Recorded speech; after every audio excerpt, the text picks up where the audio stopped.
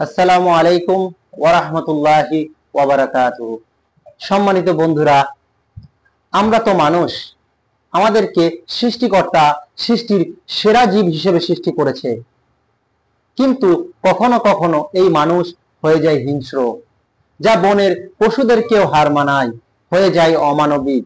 কিভাবে কিভাবে মানুষ রাজনীতি এবং ধর্মকে কাজে লাগায়?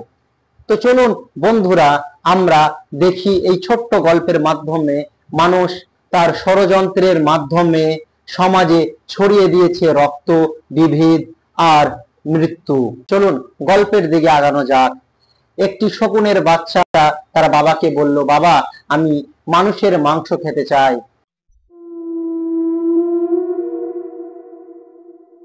তখন তার বাবা বলল, ঠিক আছে, সন্ধ্যের বেলায় এনে দেব। তখন সেই শকুনটি উড়ে চলে গেল শূন্যের দিকে। কিছুক্ষণ পর একটি মাংস নিয়ে এলো তার বাসায়। তারপর দেখলো তার বাচ্চাটি বলল, বাবা, এটা তো মানুষের মাংস না, এটা তো শূকরের মাংস।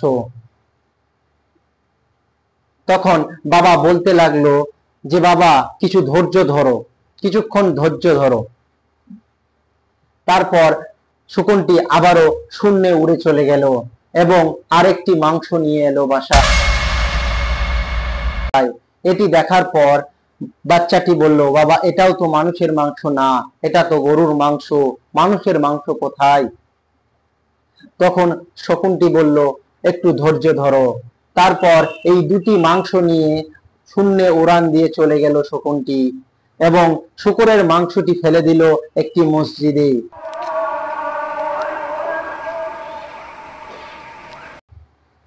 এবং অপর দিকে গরুর মাংসটি ফেলে দিল একটি মন্দির।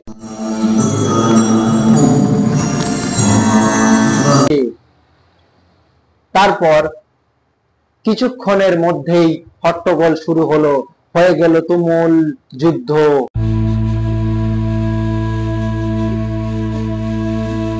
কিছুক্ষণের মধ্যে লাখো লাখো হাজারো হাজারো মানুষের লাশ, নিথির দেহ মাটির সাথে পড়ে রয়েছে।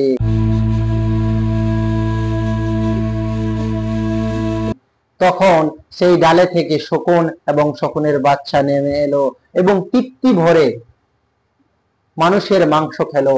এবং খেতে খেতে বাচ্চাটি প্রশ্ন করলো, বাবা, এত মানুষের মাংস কোত্থেকে এলো? তখন বাবা বলল যে, বাবা, মানুষ তো সৃষ্টির সেরা জীব, যা সৃষ্টিকর্তা সৃষ্টি করেছে, কিন্তু এরা ধর্ম এবং রাজনীতির বিষয় যদি কেউ উস্কে দেয়, তাহলে এরা আমাদের থেকেও হিংস্র হয়ে যায়। তখন বাচ্চাটি বলে উঠল যে, বাবা, তুমি ধর্মকে না নিয়ে তুমি রাজনীতিকেই নিতে পারতে, তাহলে এত অসহায় নিরীহ মানুষের নিথুর দেহ এখানে পড়ে থাকতো না। তখন বাবা শকুনটি মৃদু হেসে বলল, না রে বাবা, তাহলেও নিরীহ মানুষেরই প্রাণ যেত, কিন্তু ধর্ম হচ্ছে আবেগের জায়গা, যেটা ব্যবহার করলে খুব দ্রুত ফল পাওয়া যায়। কারণ তুই বলেছিলি যে আজই মাংস খাবো, তাই এটাই ব্যবহার করেছিলাম। কিন্তু রাজনীতি হচ্ছে কুটিল এবং জটিল, যা ধীরে ধীরে কাজ করে, আর যখন শুরু হয় তা শেষ হয় না। তখন বাচ্চাটি বলল, বাবা, তোমার অনেক বুদ্ধি।